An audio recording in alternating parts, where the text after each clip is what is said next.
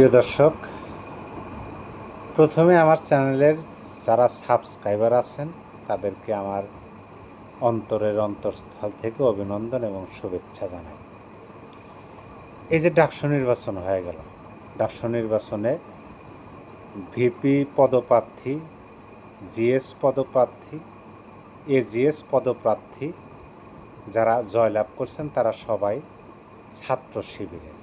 যদিও তারা ছাত্র শিবির নামে ব্যানারে তারা নির্বাচনে অংশগ্রহণ করেন নাই, তারা ঐক্যবদ্ধ ছাত্র জোট নামে একটা প্যানেলে নির্বাচনে অংশগ্রহণ করছেন। এখন বিএনপির ভরাডুবি, বিএনপির বলতে ছাত্র দলের ভরাডুবি, ছাত্র শিবিরের ভূমিধস জয়, এই কথাটা ব্যাপকভাবে মার্কেটে চলতেছে। কিন্তু আমি যে বিষয়টা নিয়ে চিন্তিত, আমি কোনোভাবেই ফলাফল মিলাতে পারতেছি না, মানে কোনোভাবেই আমি সিদ্ধান্তে উপনীত হতে পারতেছি না যেটা কিভাবে হয়। এই নির্বাচনের পরে আমি না হলেও কমপক্ষে 100 জন মানুষের কথা শুনছি। আপনার গত রাত 12টা থেকে শুরু করে আজকে যে ভিডিও করতেছি এই পর্যন্ত 8টা 20 বাজে, সন্ধ্যা 8টা 20, রাতই হয়ে গেছে, 8টা মানে রাত।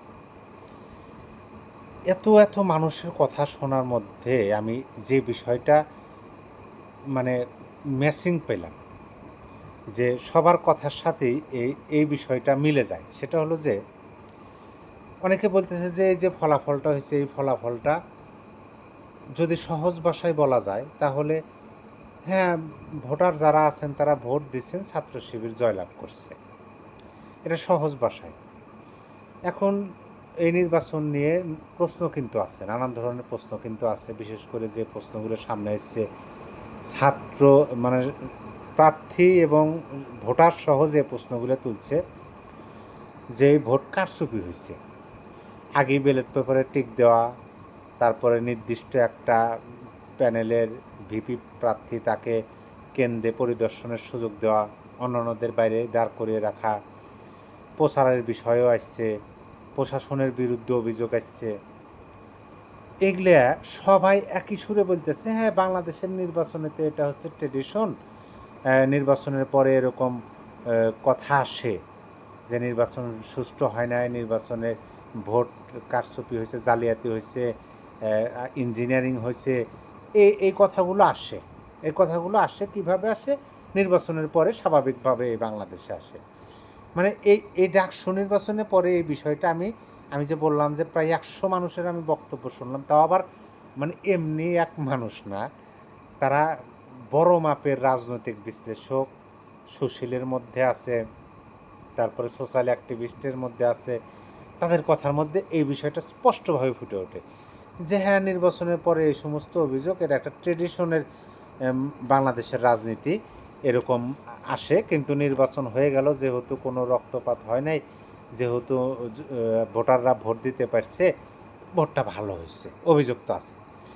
কিন্তু আমার হিসাবটা যে জায়গায় মিলতেছে না সেটা হলো আওয়ামী লীগের আমলে যে 3টা নির্বাচন, 14, 18, 24, সেখানে এই ধরনের বয়ান আমরা পেলাম না। সেখানে শুধু না ভোট কারচুপি হয়েছে, ভোট চুরি করছে, দিনের ভোট রাইটে হয়েছে, তাহলে সেগুলো কি ট্রেডিশনের মধ্যে পড়ে কি না, এই চিন্তাটাই আমি মানে হিসাব মিলাইতে পারতেছি না। আপনার হিসাবে কি আদৌ কি শুধু ডাকসু নির্বাচনেই এটা প্রযোজ্য ট্রেডিশন হিসেবে, নাকি আওয়ামী লীগের বিগত নির্বাচন বা তার আগে যতগুলো নির্বাচন হয়েছে বাংলাদেশে সব নির্বাচনের ক্ষেত্রে এটা প্রযোজ্য?